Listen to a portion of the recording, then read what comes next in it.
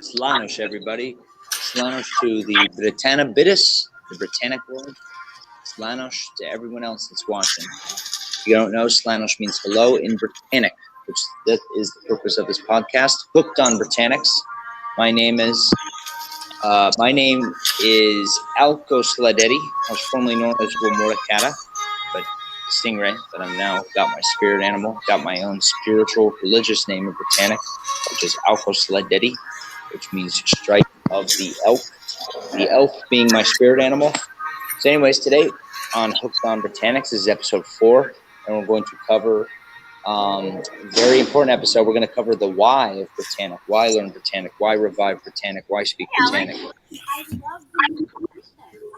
Now, first, today, like in every episode, we start with Toda Octunun, which is in Britannic, that means tribe of the week, covering the ancient Britons, which were separated into different tribes all across Britain. Now, this one is the Dobunni Tribe, okay, centered around modern-day Gloucestershire, Wiltshire. The Dobunni were actually a relatively peaceful tribe. They lived, like many Brittonic tribes, their nobility lived in hill forts for the most part, which oversaw the local agricultural, agrarian farming communities that they oversaw. It was very peaceful land. The Dobunni were one of the first tribes to subject themselves to Roman rule. They did not resist.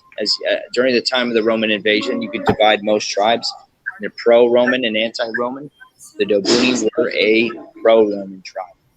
Okay, so that's the Dobunni. So all you people in Gloucestershire, Wiltshire, you live on the lands of the Dobunni.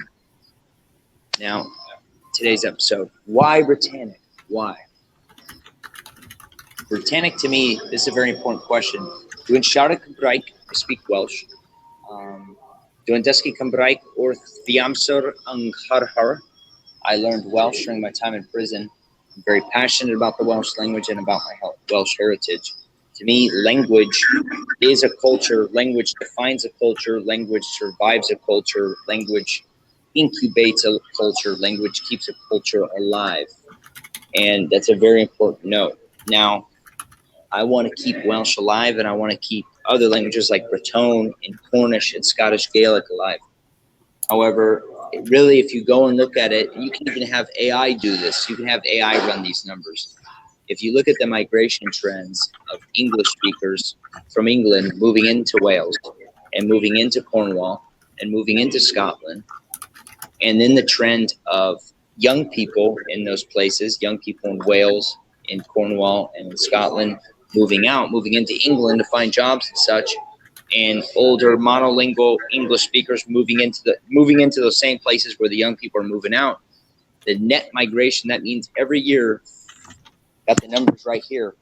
In England, 5,000, that's the net, meaning if you balance out the people going out to England and the people coming in from England, the net is 5,000. So that means 5,000 English speakers. And this sometimes can get up to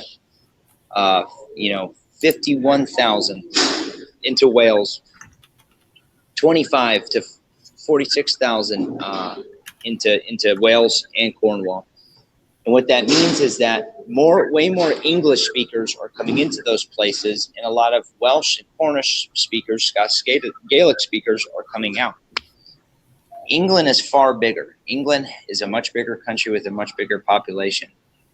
These numbers are not going to, most English speakers, unfortunately, are not going to move in there. As you can see now, they don't go in there and learn the language. And a lot of the times it's just because they might see it, they don't see themselves as Cornish or Welsh, or they don't see a need for it because it's a small language spoken only in that region. The exact same trend is going down in Brittany, in France, with French speakers from other parts of France moving into Brittany, not learning Breton, and Breton speakers moving out to find better opportunities to find jobs. Now, Britannic, to me, Britannic in the Britannic language is the solution to this problem, because I have had multiple artificial intelligence programs run these numbers, and I'm telling you, by the year 2150 or even by the year 2080, all of these languages most likely may be dead or dormant, with Welsh maybe still alive. That's a scary, scary thought, because if you look at history, the death of languages means the death of nations. Cumbria is a perfect example. Cumbria was once a Brythonic nation. Cumbria and was now Strathclyde in Scotland. They lost their language. They got annexed and incorporated into Scotland and England. And look, is there a Cumbrian nation now to this day? Is there a Cumbrian language? No. The death of language means the death of cultures. It means the death of nations. Okay? So Brittonic, which is the original language of these places I speak, it is the original language of the original culture of these places I speak, when they were once united in language and culture. The time of King Arthur, who was not a king of just Cornwall or a king of just Wales or a king of just Cumbria or a king of just Brittany. He was a king of the Britons. And this is a golden age when our people were all united. This division and being divided into these tiny little regions is something England did to us and France did to us. Now, France has mostly, for the most part, been a friend to these nations. However, we must also understand that France, the French government, has not been very accepting of the Breton language, and it's only been until recently until the Breton language in the form of Diwan schools have been allowed to open. But Brittonic as a common language, because not everybody in any of these countries, so your average Cornish person may not be super patriotic and want to learn Cornish. Maybe they would, but they just are not, they don't have the true drive and determination to sit down and actually learn it. Brittonic is the solution.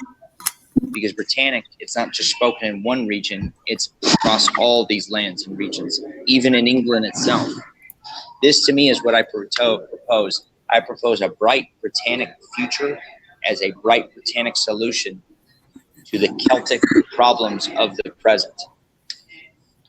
So learn Brittonic, know Brittonic, Arawidiati Brittonic, Labrate Brittonic, Biwoshagiti Britannica, Biwoshagiti Britannica, Biwoshagiti Britannica. That means bring life to Brittonic. So do it, people. Learn Brittonic. Check out learnbrittonic.wordpress.com. Check out the Britannomanics series. You can find it on YouTube and Spotify and all kinds of places. It's the first audio learning products for Brittonic. All right. Now, real quick, we're going to cover God of the Week, Dewo Shaktun, which is Tridamus. He's a god of, his name means the three bulls. He's a god of agriculture and livestock that was worshipped in what is now Central Wales and Powys. And I believe he's a god of the earth as well. All right, that's all for today, guys. So, Malarte Shwosh, Malarte Losh.